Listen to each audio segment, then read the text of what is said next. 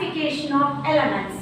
Why the elements should be classified? Yes, for the effective utilization of elements should be classified. Then it is easy for us to identify the elements and understand and study the properties of elements if it is classified, right? Now from 19th century onwards, several scientists are making different attempts to identify different elements, and likewise they are also identifying elements, and the number of known elements are increasing day by day. Likewise 118 known elements are there. So out of this 118 known elements, 1 to 92 elements, element number 1 to 92 elements, they are found in nature. Fine. So scientists found that there are some similarities in the properties of some elements. So based on these observations, they tried to classify the elements based on the properties. So several scientists have made several attempts to classify the elements, but classification based on the atomic weight. So that classification led to the development of the periodic table. Yes, so several scientists try to classify the elements, but the classification based on atomic weight, so that is the one which led to the construction of the periodic table. Fine. J.W. Dobrynin was one such scientist who classified elements. So according to his classification, he classified elements like chlorine, bromine, iodine. These elements are having similar chemical properties. Chlorine, bromine, iodine, they are having similar chemical properties, and these three elements with similar chemical properties he grouped into triad. He grouped into a triad. Triad means tri means 3. That means a triad is a group which contains 3 elements. These 3 elements will be having similar chemical property. So this triad is also called as Dobrynin's triad. Okay, so this is the Dobrynin's classification of element. So Dobrynin classified elements like chlorine, bromine, iodine into one group, and that group is called as triads, and similarly like lithium, sodium, potassium into one group of triad, then chlorine, that is chlorine, bromine, iodine, as I said, calcium, strontium, bromine together into a group called triads. Now in these triads, the atomic weight of the middle element will be equal to the arithmetic mean of the other 2 elements in the triad. Okay, so now let us look at this example. Lithium, sodium, potassium is the 3 elements having the similar chemical properties, and they are grouped into 3 element triad. Okay, so in this triad, lithium and potassium atomic weight you add and divide by 2, that is your arithmetic mean. Okay, so after adding the 2 atomic weight and dividing by 2, and that is finding the arithmetic mean, you will get the value. This value will be equal to that of the atomic weight of the middle element, sodium. Got it? Yes, likewise the chlorine, bromine, iodine also. Bromine is the middle element. Bromine atomic weight is 80. So chlorine atomic weight and iodine atomic weight is added together and divided by 2. So chlorine atomic weight is 35.5 and iodine atomic weight is 127. You add it, divide by 2, so that gives you 81.25, and this 81.25 is near to the atomic weight of bromine, which is 80. Okay, so this is the Dobrynin's triad method of classification based on the atomic weight, and the speciality about this classification is that the elements are in the triads. 3 elements in a group, that is called as triad. Okay. Yes. Now look at this example here. Calcium, strontium and bromine. So here strontium Sr, its atomic weight is 88. Now adding the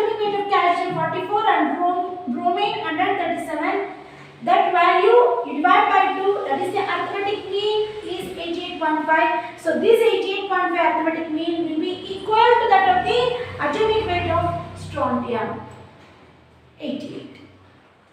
It is approximately equal. It's not accurately equal, but approximately they will be near to the atomic weight of the middle element. Okay. Now this Dobrynin's triad, it is applicable to few elements, not all the elements. Okay. So this, because of that reason, there is certain limitations for this Dobrynin triad, like iron, cobalt, nickel. So these are also triads. Yes. So in this case, what happened? These three elements, their atomic mass is almost similar. Very near. Values are very near. Similar values. Okay. So in that case, the arithmetic mean of the other two values will not coincide with that of the atomic weight of the cobalt center element. Okay, so this Dobrynin's triad, Dobrynin classification is not applicable to these type of elements which are in the triads like iron, cobalt, nickel. So in the case of ruthenium, rhodium, palladium, osmium, iridium, platinum. So these all are the triads according to Dobrynin. Yes, so according to Dobrynin's triad, the atomic weight of the middle element is not equal to that of the arithmetic mean of the atomic weight of the other two elements.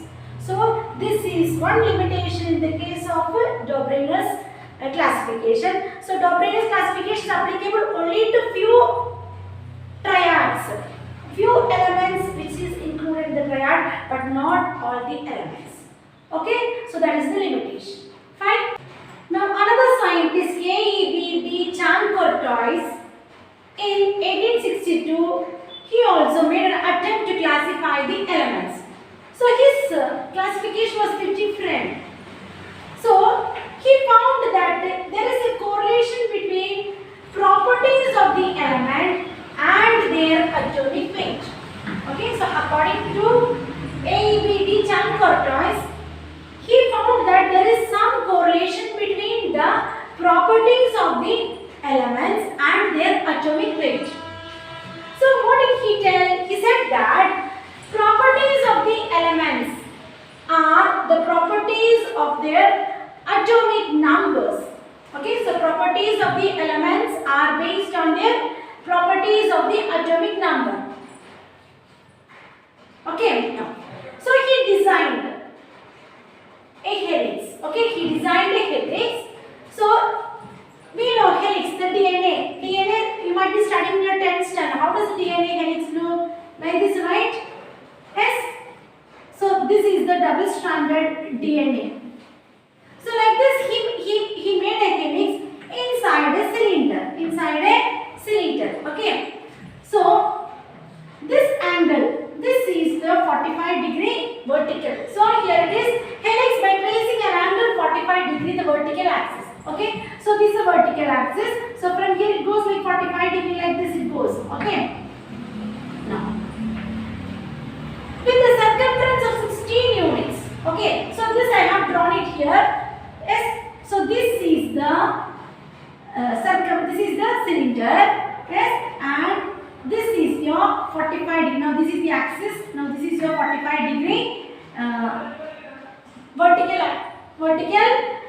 This is the vertical axis. On this vertical axis, you see the 45 degree angle. Okay. So this is the circumference of the cylinder. Fine. So here, that is this each vertical. So you can see this 45 degree. So this is a helical in structure. So this will be like 16, 1 to 16, 16 to 30. That means these are the 16 units. Okay, 16 units. So what did he do? He arranged the elements by the increasing atomic weight. So he arranged the elements by the increasing atomic weight. Where did he arrange? On this helix. Okay, which is in the angle of 45 degree. So like hydrogen, helium, lithium, beryllium, boron, carbon, nitrogen, like that 16 elements he placed. Okay, then the next next 16 elements. So likewise, in the increasing order of atomic weight, he just placed these elements on this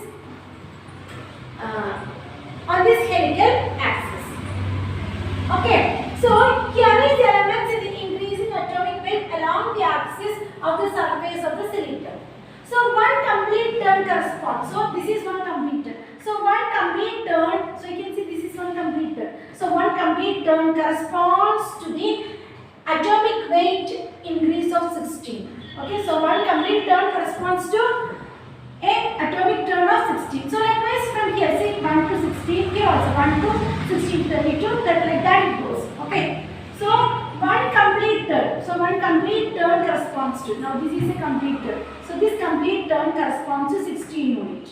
Okay. So likewise here also it will be 16 units. 32. Like that it goes. Yes. Here also 16 units. Okay. So increasing order of atomic weight, these elements are placed on this helix. Okay. So he arranges the elements in the increasing atomic weight along the axis on the surface of the cylinder.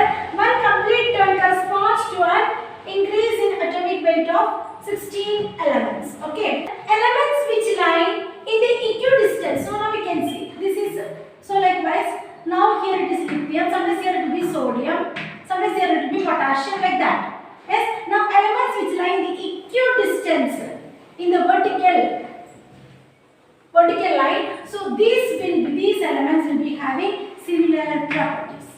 Okay. So elements which are lying equidistance from each of these helix. So these elements will be having similar properties. Okay. Now these elements are arranged in increasing order of atomic weight. Now likewise like this, these are the helical turns. In each helical turn 16 elements will be there. So likewise when we consider this like vertical lines, when we consider this element and this element, these are the difference is 16. So here the difference is 16. Here from here to this helix again the difference is 16. Okay. So this element, so all will be having similar properties. Okay. So equidistance vertical lines. So elements in the equidistance vertical lines, so those elements will be having similar properties. So according to AEBD Charpentier classification. Okay. So this was a reasonable attempt for the classification of element. Though the attempt was made, this attempt was not accepted by different chemists, where because the proof what he was given was not valid proof to all other chemists. So that's why this classification has been rejected by different scientists, chemists all over the world. Okay, so it is not accepted. Fine. But this was the major attempt of classification of the element. Yes.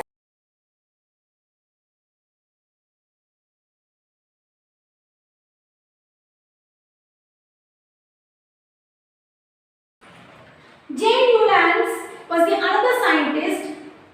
In 1864, classified the elements. So according to his classification, he proposed a rule called as law of octaves. So according to the law of octaves, he said that on arranging the elements in the increasing order of atomic weight, he observed that the properties of every eighth element are similar to the property of the first element. Fine. So this was the law of octaves. So what did he tell according to the law of octaves? He said that on arranging the elements in the increasing order of atomic weight, he observed that the properties of every eighth element is similar to the property of the first element. Okay, so 8 means here octa. Octa means 8. So that's why from the term 8, this octave is originated. So 8 means octa. So that's why it is law of octaves. Okay, so to understand it better, now we can see, look into this tabulation here. Lithium, beryllium, boron, carbon, nitrogen, oxygen, fluorine. So all these are the elements with their atomic weight. Okay, it is atomic weight. Okay, lithium 7, beryllium 9, boron 11, carbon 12, nitrogen 14, oxygen 16, fluorine 19. Likewise, in the increasing order of the atomic weight, he have placed in this table. Okay, so likewise, every eighth element will be having the similar property to that of the first element. Okay, so lithium, beryllium, boron. So carbon, nitrogen, oxygen, fluorine. So 1, 2, 3, 4, 5, 6, 7, 8. So the eighth element is sodium and the first element is lithium. That means the eighth element sodium and the first element lithium will be having similar properties. So that is what J. Newlands is telling in the law of octaves. Okay. Then one from here we'll count 1, 2, 3, 4, 5, 6, 7, 8. Okay. Now eighth element is here potassium. Now potassium property will be similar to that of the sodium property. Okay, so this law of octaves is applicable only up to calcium. So beyond that, again after calcium will be scandium, vanadium, titanium, like that it goes. Okay, for those elements this is not applicable. Okay, so because of that reason this law of octaves was also rejected. Okay, so it is applicable only to, so it is that the law of octaves holds good for lighter elements up to calcium. Okay, so in those elements law of octaves is not applicable. Okay, so that's why this classification of elements by Newlands is rejected. Okay, it is not widely accepted. Fine. So, but this was also a very good attempt of Newlands for classifying the elements. Okay, so it is the law of octaves. According to law of octaves, on arranging the elements in the increasing order of atomic weight, he observed that the properties of every eighth element is similar to that of the property of the first element. That is the law of octaves. Okay, so the example, lithium property and sodium property are similar because lithium first element and sodium the eighth element. So likewise sodium property and potassium property are similar. Why? Because sodium is the first element and potassium is the eighth element. Okay, so this is applicable only to calcium. From calcium onwards it is not applicable. Fine. So that's it about this Newlands classification. Hope you understood. Thank you.